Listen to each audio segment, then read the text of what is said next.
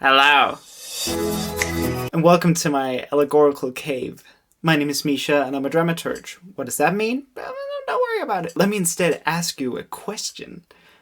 How will you be remembered? We don't really know each other, and that seems like a very personal question, or at least like a question you ask after. Slut red raspberries in Chardonnay jelly. Let me instead tell the tale of Hegelochus.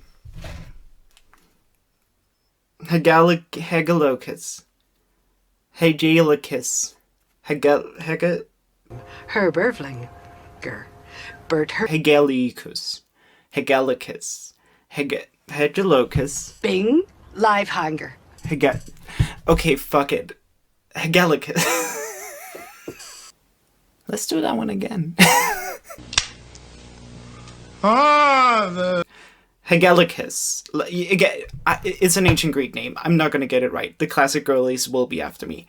I don't care. We're gonna call him Hegelochus. Hegelochus. The tale of Hegelochus. An actor. Ooh, renowned. For what? You'll see. Let's set the stage, shall we?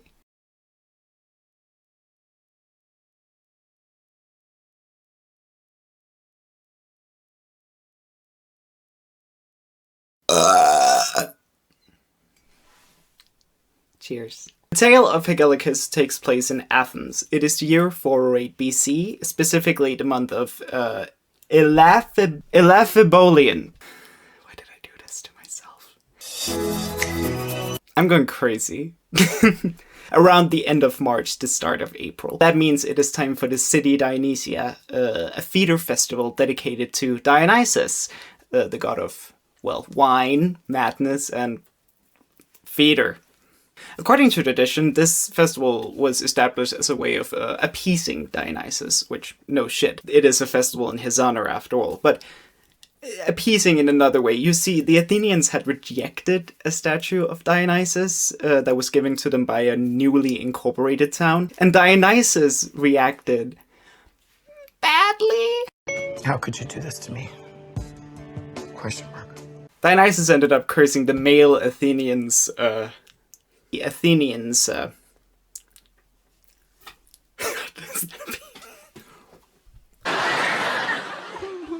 Ding dong. He only lifted the curse after a procession of citizens carried around phalloi, which are representations of penis! So, chlamydia might be the birth of ancient Greek feeder.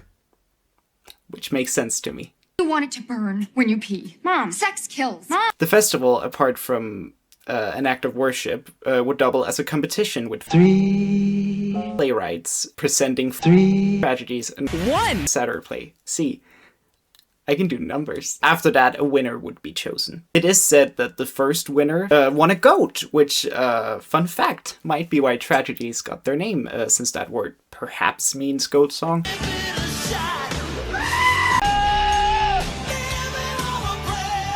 Hegelochus would be attending this festival as an actor. Not much is known about Hegelochus, or not much is known about him that won't come up later in the story, foreshadowing, wink.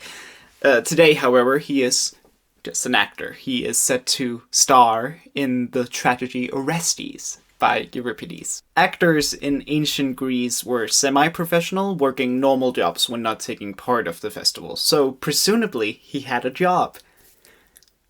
Also, actors were all male, playing their parts while wearing masks. There would be around 3 actors on stage.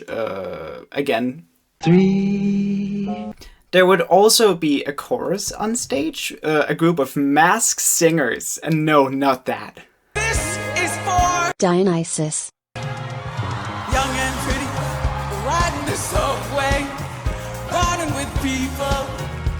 Anyways, Hegelochus is lucky, for he will be portraying the titular character of Orestes by Euripides. I already said that. Bears repeating.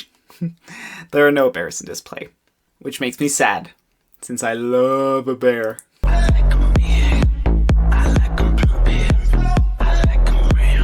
Orestes is a tragedy based on Greek myth and folk stories. In other words, a story that the audience has a prior knowledge of, pertaining to the Trojan War and its aftermath. It deals with the characters of Electra and Orestes, and their role and place in their family's cursed history. The play takes place in Argos, a Peloponnese city where, according to TripAdvisor, the top picks to do as a tourist is to taste wine, walk around, and taste some more wine, and then some, which makes it an ideal vacation spot for me and all the other middle-aged moms out there. It is really hard being a single mom who loves wine. However, also, now we're getting into the play. I think instead of telling you about the play, I think we should just follow along instead of being like, this is what happens in the play. And this is what Hegelochus did that he is known for. I will just let's take the play from the top. 102, take 2. Let's just follow along the play metaphorically. I don't have a time machine, and I won't get one. They're very expensive, and also I am not a STEM girly. I am unfortunately an arts girly, in case you couldn't tell. So gay. You know, you really shouldn't say that. Anyways, let's get back to Hegelochus, the actor. He's preparing. An actor prepares. That's a little bit of a Stanislavski joke there, which Hegelochus would not find funny, since he was very dead when Stanny Boy wrote his books and he probably would not understand them. Hegelochus has now put on his mask, and it is showtime! Time to get out there and hit the orchestra running. Just give it his all, just knock it out of the park. Oh, Orestes spends the start of the play lying prone on a couch. Ill. Okay. Moving right along. Well, that's what Hegelochus will do then. Go out, lay down, and just wait for his cue.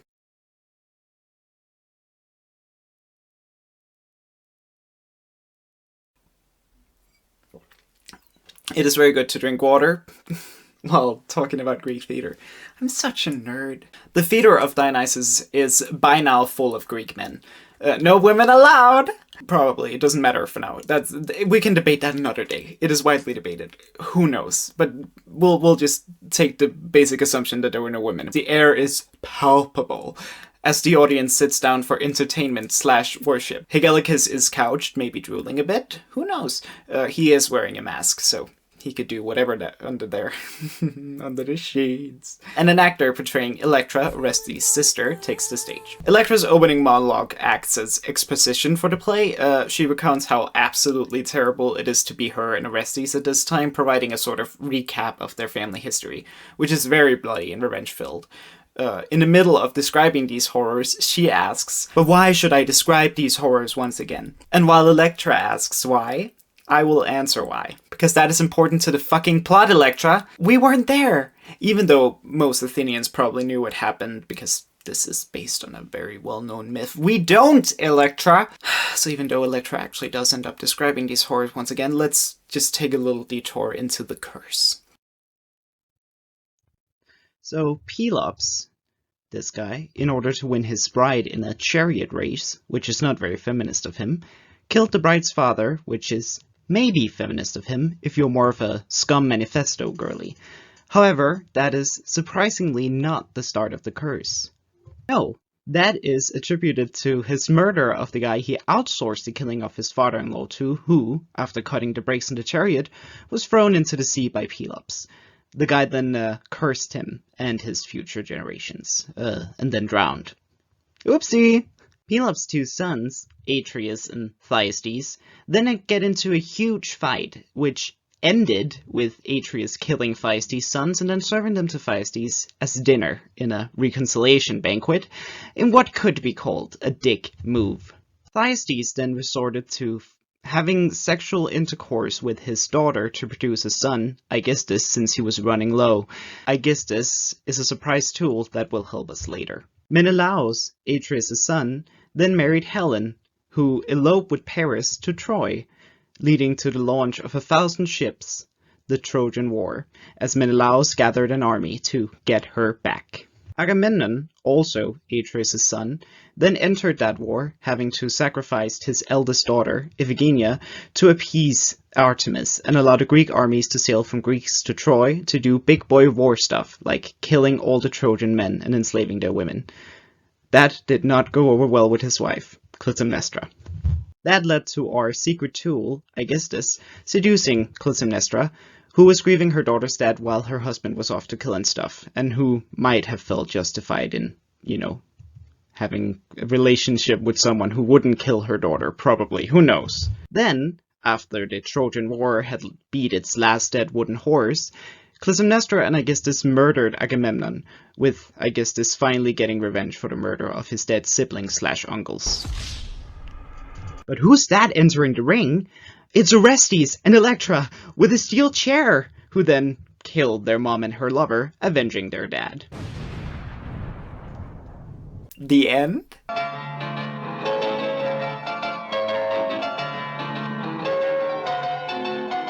The end? God, I look ghoulish.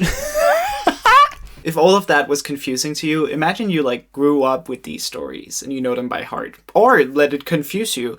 A lot of ancient Greek plays depend on the audience knowing what had happened and also sort of what will happen, because these stories matter to the plot. It is because of one guy's chariot murder that we are here. Imagine also, if you will humor me, Hegelochus lying on stage, trying to remember all this information about his character, a character who has not spoken yet. My granddad killed that guy and then he had sons who killed someone, and they had sons, and also incest, and also that happened. Education and over here ipso in the facto, US should help the US or should help South and I believe Africa. It should help the Iraq and the Asian countries. So we will be able. See, it's a lot. Do you get it? It's a lot. And I knock on her door and I say, Carol! If that was my family story, I think I would just not get kids. I would just end it right there. Crisis delectably averted. So that is why we're here. Why Electra is sadly recounting that history, and why Orestes is drooling on a couch. The entire bloody curse, of course, leads to Orestes and Electra killing mom and stepdad, getting revenge. Electra says she helped as much as any woman could with the murder, which... You know women, they're probably in there fussing about mascara and blush. He did not hack her up and dissolve the pieces. It might explain, however, why Orestes is ill and Electra is not. See, Orestes is plagued by visions of the Erinyes, or the Furies. No, not those, but these. Greek mythological creatures who punish mortal sins. They are making him go mad, making his body ill and trembling because of the blood guilt stemming from killing their mother. That's illegal right there, karmically. To be fair to Orestes and Electra, they did ask Apollo, the Greek god of the sun and prophecy, they did ask him, his oracle. They went to the oracle. They were like, can we do a little bit of murder? Can we do murder? Can we kill? Can we do step? Can we do that? Can we do that? Please let me step my stepdad. Please let me step my stepdad and my mom. Apollo said, sure, why not? Nothing bad will ever happen.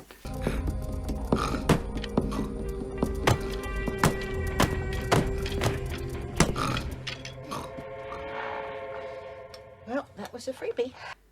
That was a lie. Not only are the Erinyes there, the Furies there to make Orestes go mad from guilt, they are of course also awaiting legal consequences of murdering someone. No one in Argos should shelter them, speak to them, and the entire city will vote on whether they should be stoned to death or have their throats cut with a sharpened sword. Which would you rather suffer? Comment down below. Throats cut with a sharpened sword for me. I mean, stones take a longer time. And I don't want to smoke that much weed. Their only hope is waiting for Menelaus to return to Argos, their uncle, who might spare them of any legal consequences. They have no idea how the madness will be cured, but hey, they are being practical. They're being goal-oriented. One goal at a time. Electra is sad. She's angry, she's tired, she's worried for her brother. What is also telling is that these actions are, again, consequences out of their control. Their great-grandpa fucked up, ipso facto haunted by the horrors because of one small murder. They are essentially paying the karmic debt of their family. Sounds like generational trauma, but they wouldn't know that, so it's just fate and curses. Yippee! Okay, because there's been a lot of Murder. in this family. And a lot of love. Electra has some very poignant thoughts and wordings on choice, enacting the will of the gods, how she feels hopeless in her trust in the gods, but Orestes is asleep for this part, so just gonna move on. After the stakes of the play has been stated, because they were previously raised, Helen of Troy enters, all high and mighty. What's the matter with Helen? She starts out by insulting Electra for not being married, which Electra did also moan about herself, to be fair. I'm scared. I've never been so scared. And besides, I'm 26 and I'm not married. Dr. Rumack. How are you bearing up? Well, to be honest, I've never been so scared. But at least I have a husband. Helen is very much being a real housewife of Argos and is still just so hot and wants to go to her sister's grave. Their dead mom. Helen is their aunt. But she's also the cause of a war and therefore can't go because of the townfolk being mad at her for that. But all that's besides the point, because again, this is not directly about Orestes, who Hegelochus is playing, still drooling on a couch, cashing in a thus far very easy paycheck. However, Electra says this about Orestes: I sit here sleepless, That's my Electra voice. Let's do it again. I sit here sleepless beside this wretched corpse. His faint breathing makes the man a corpse. Which is a motive worth noting, Orestes being dead, but still breathing. This is a man haunted by his choices. Orestes is practically undead. He's like teetering between life and death. This will either kill him or he will get over it. But right now, he is in this like middle stage, which is important to his character. Corpse breeding, barely making sense, mad and unnatural. After Helen takes Electra's advice and sends her daughter Hermione to her sister's grave, she leaves. Helen of Troy leaves. And then the choir comes in, robed, representing Electra's friends, women of Argos. And Electra and the choir have a back and forth about being careful not to wake Orestes, since one of them is being loud. I imagine it mostly being played like, You shut up. That's why your shoes raggedy. That's why your mama dead. Dead as hell. More importantly, though, they say of Orestes, chorus, tell us what's in store to end his troubles. Electra? Death. What else? He's lost his desire for food. Chorus, then this is obviously his fate. These lines are kind of cementing what will happen if he doesn't get over this. He will die.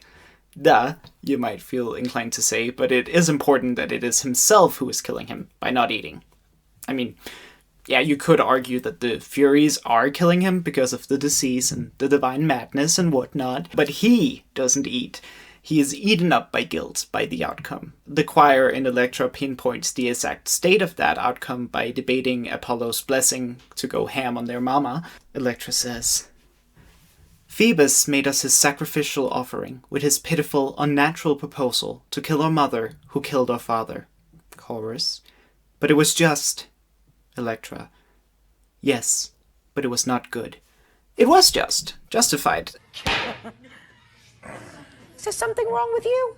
Their mother killed their father, and by killing her, they avenged him. They asked the gods for approval. They did everything they could do to go about it the correct way, but it is not good. It is not ending the cycle of violence. The curse works because each action taken in revenge invites another action taken in revenge. The snake eats its proverbial tail and then keeps spawning more tail. The revenge is justified doubly, being cursed fate and just desserts, but good? Look at him. Look at Hegelochus sweating on a couch. Ill, drooling. I mean, he is acting, but imagine that he's not. Imagine that's Orestes. That's not a good man. He won't eat. He's dying. He's dying. He's gonna die. And then Orestes wakes up, and Hegelochus is therefore finally speaking in this play. 15 pages into the script. You're as cold as ice. Hegelochus starts out being all hoity-toity and dramatic, blessing oblivion and sleep. And him and Electra spend a lot of time talking about sleep, and how sick people need sleep, and how goddamn sad Orestes is.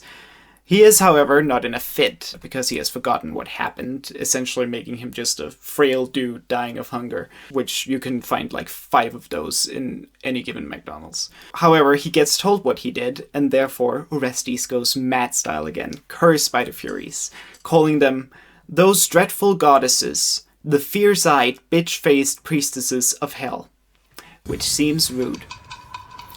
Orestes, then, blessed with a weird prophetic madness, begins rambling. He tells us that Apollo gave him a weapon to fight off the Furies. It's a bow. He's gonna... Woo! This is a metaphor, of course. Apollo said it will be fine. Basically, he's saying, hey, I will be a-okay again. Hegelochus was said to be very out of breath for this next part that I'm gonna read to you. Playing up the madness, he was hurried and nearly out of breath. Give me my horn-tipped bow. Apollo's gift. He said I should use it to defend myself against these goddesses if they frighten me with bouts of madness. One of those divine women will get hurt by a human hand if she doesn't move out of my sight. Aren't you paying attention? Don't you see the feathered arrows speeding from my far-shooting bow? Ah. Why are you waiting then? Use your wings and soar into the upper air and blame Apollo's oracles. But wait a moment. Why am I raving and gasping for air? Where have I jumped? Out of bed? After the storm, I see a weasel once again.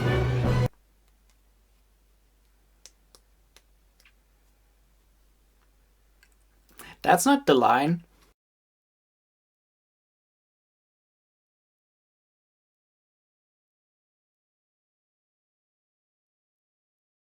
Hegelochus, who had been lying prone thus far, mere paragraphs into his first lines of the play, was apparently so out of breath that he said weasel instead of calm. And those two things are very different, I have been told. Because one is like red and the other one is furry. Again, not those. However, even though the play is far from over, this is where we leave the play. It is not important to the rest of Hegelochus' story. His weasel typo in chat is. But also, firstly, how did he get from calm water to weasel? These two words sound incredibly similar, differentiated by pronunciation. Hegelochus simply said galen, or weasel, instead of galena, calm.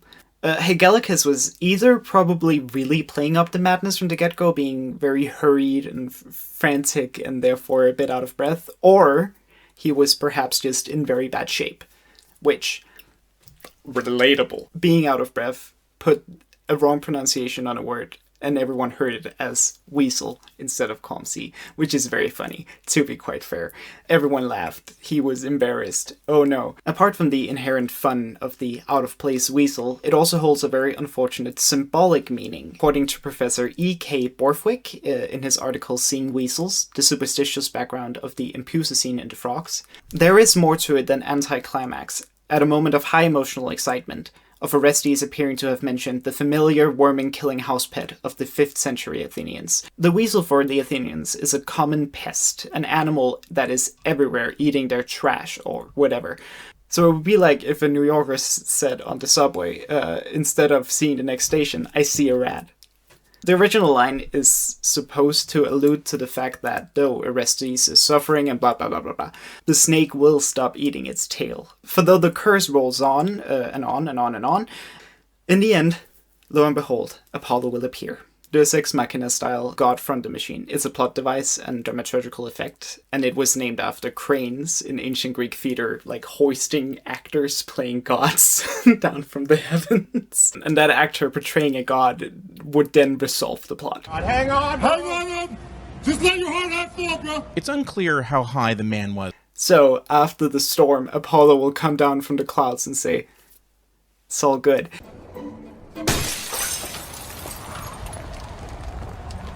Good, you're home. The curse will be lifted by divine intervention.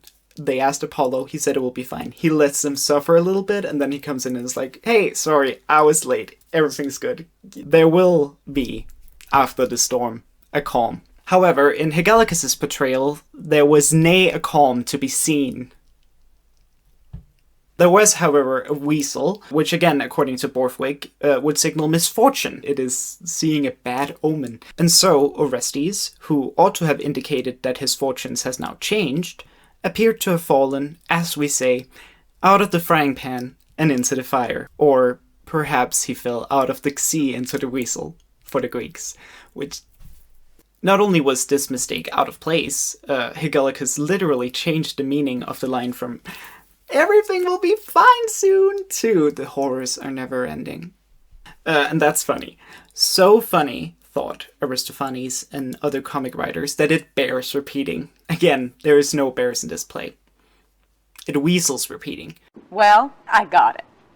In the book, Tragedy on the Comic Stage, author Matthew C. Farmer talks of Greek comedy being created in a culture of tragedy. So, like, a lot of characters in comedies talk of tragedy. They mock tragedies. They mock tragic poets, tragic actors, and they do it for an audience who are well versed in the genre of tragedy. Moreover, he specifically mentions the use of Hegelochus and his weasel as a stock joke. Or in other words, how this slip of the tongue became what we would today call a meme, a cultural unit that replicates, mutates, and spreads through human creativity.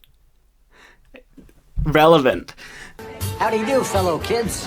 And Farmer then goes on, like, in his book, goes on to demonstrate, like, how Hegelochus and his weasel are mocked in so many plays. We'll start with the Danae of Cenurion, the character of Zeus, the god, worries that if he transforms into a weasel, Hegelochus will see him from the audience and give him away, saying, "What then should I turn into to slip into a hole? Zeus, stop. You have a reputation. I've got to figure it out. Say, what if I turned into a weasel? But Hegelochus, the tragic actor, would give me away right off the bat.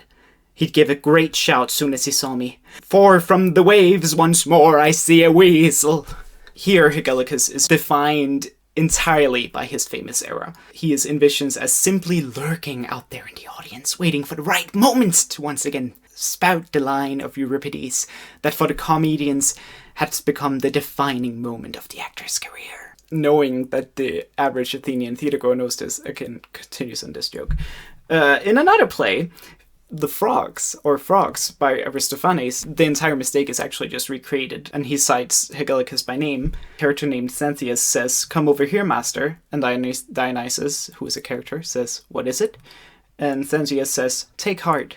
Everything's turned out well for us, and now like Hegelochus we can say, for from the waves I see once more a weasel." It is interesting to note here that this joke only works if the audience knows the correct version of the line. This is 3 years after his fateful turn as Orestes, and Farmer writes, "Hegelochus supposedly made his era. It has become sufficiently famous that theater audiences could be expected to recall what would otherwise have been a completely unremarkable line from Euripides' play." And as a last mention... a guy called Stratus mentioning the mistake. It is an unknown play. We just have some of it left. We don't really know what play it is. Stratus focuses on the mistake. A says, "I see a weasel." B says, "Where by the gods? Where a weasel?" And A says, "Calm weather." And B said, "I thought you said I see a weasel." This joke wouldn't really...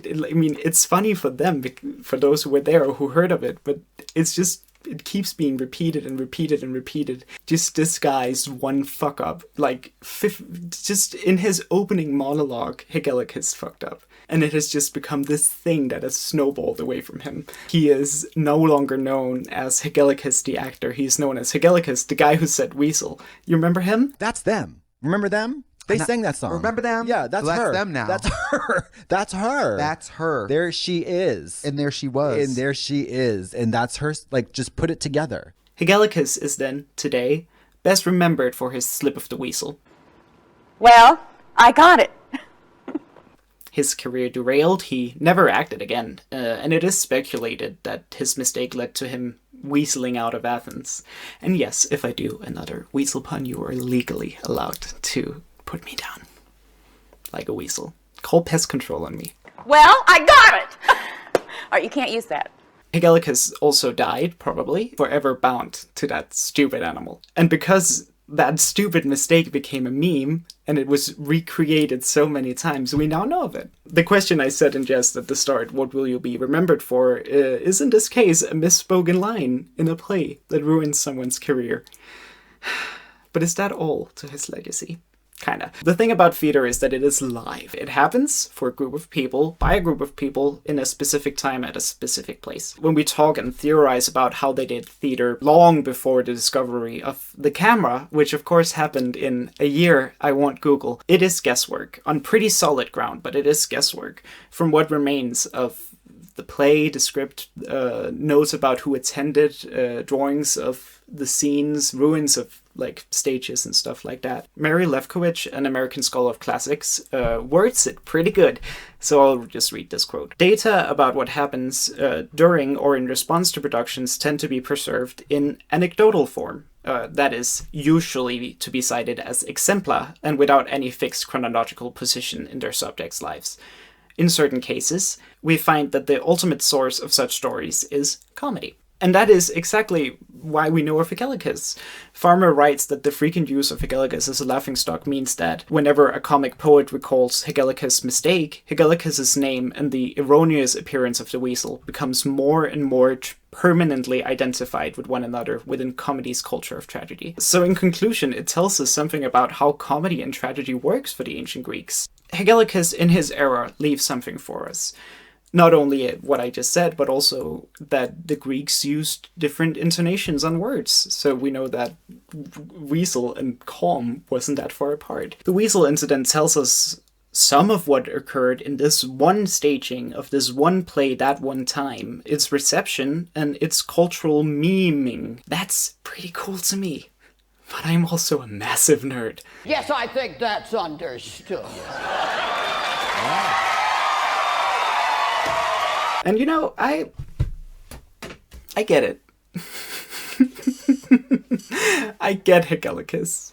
I'm not like the other girls. I'm a weasel. Because I do it. I do that. I do it. I do it. I do it. I do Hegelochus. I call it my Hegelochus curse. I think he cursed me. I think his spirit has entered me. Because I say the opposite thing of what I mean to say. Usually just randomly. Here are some clips. Where have I jumped? Out of Beth? Beth? I jumped out of Beth? Portraying a madman cursed by his accents? After the calm, after the calm. So, I feel for the guy portraying a madman, cursed by his actions, led by the god of fate, tormented by the Furies, not those, doing what he had to do because it was written and foretold, and punished for the act, heinous and cruel. And when he was meant to foreshadow a calm end, he instead saw misfortune clad in fur. And that's me. Because though mistakes are daunting and horrible, and I will relive them every night I try to fall asleep, they are ultimately very, very human, which I'm happy to be. Life's weird, man, and as Freddie Mercury supposedly said, don't make it boring. He was talking about something else, but we'll just apply it here. And so, I salute Hegelochus, my spirit weasel, my calm time boy, patron saint of misspeaking.